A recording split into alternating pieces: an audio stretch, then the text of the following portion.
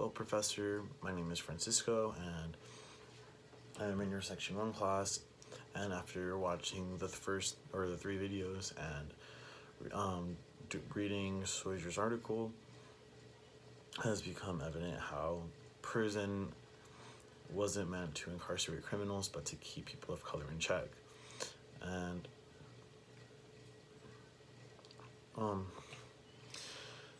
this has become evident with the use of the Three Strikes Law. The Three Strikes Law was meant to incarcerate violent offenders, repeat offenders, and rather than only arrest the violent repeat offenders, it has led to the growth of prisons, but it was due to non-violent repeat offenders. The Three Strikes Law has done an injustice to the people, as rather than giving people the help they need, like people who are repeat non-offenders due to drug problems or petty theft, it has rewarded them with life sentences rather than sending them to rehabilitation.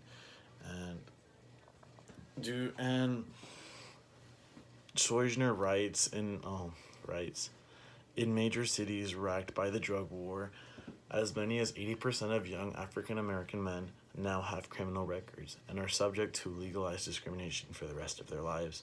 And I feel like Sojourner's quote really resonates with this, because the majority of people who are going to prison is due to small crimes like this, due to drug addiction and petty crime. And I feel like that's why and I feel that discretion really impacts how laws are applied, because the lack of checks and balances really affects who goes to jail and who doesn't.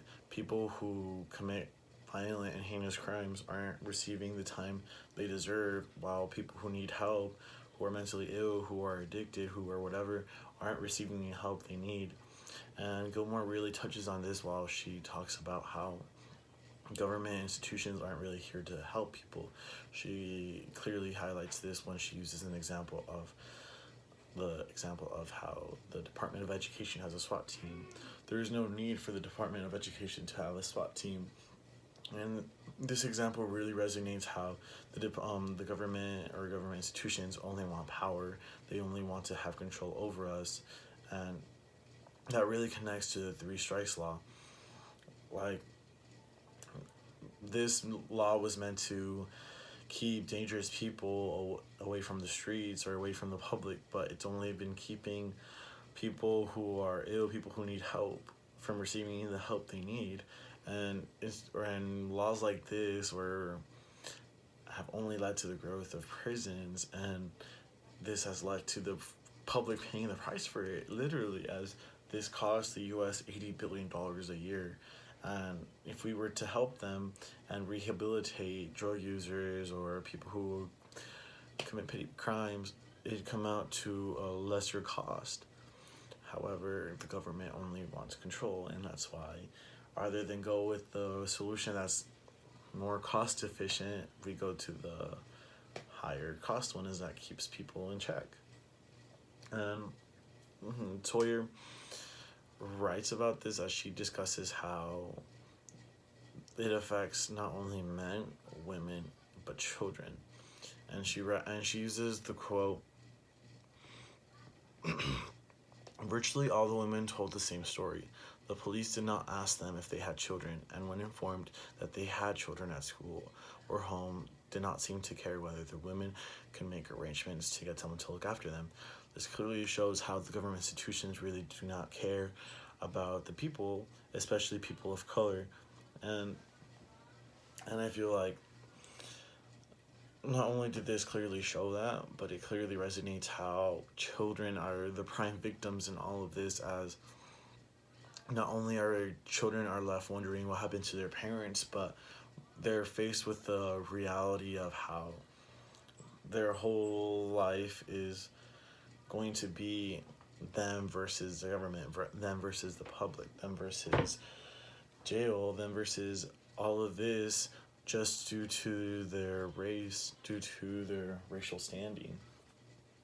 And she proceeds to talk about this trauma that children are left with when she writes how um, it would be helpful to parse out the racialized meaning of child. The historical and contemporary record demonstrates that black children have never been afforded the privilege of being children. And after reading that, it's become not only evident, but it leaves an impact on people, as it shows how radically it's affected not just children but black children, as not only are they left with no childhood, they're left with the cruel reality of how the color of their skin affects not just adults, but how traumatizing and how much it leaves an impact on them, as they're left without parents, or they see family members get incarcerated rather than receiving help. And it leaves them with the fact that the government isn't here to help, it's here to not only destroy them but to keep them oppressed, to keep them in check. And all three of the videos and the article clearly share the same type of point, as how the government is only here to incarcerate. As the first video talks about how it's affected people in POC communities who commit petty crimes or drug addiction, and how it's heavily affected families because of that due to small petty crimes. The second video talks similarly about that, where it talks about how it's affected a family and how it's affected the woman since she was a child, never being able to see her family. And the third video clearly explains how the government only wants power over the people.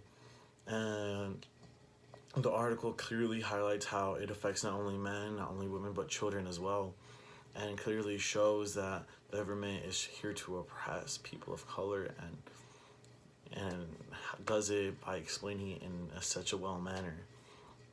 And in the end, it shows how prisons aren't here to help us, protect us from criminals. It's here to keep us in check. It's here to keep people in fear, to remind them of that what can happen to them. And yeah, thank you for listening, Professor, and thank you for your time.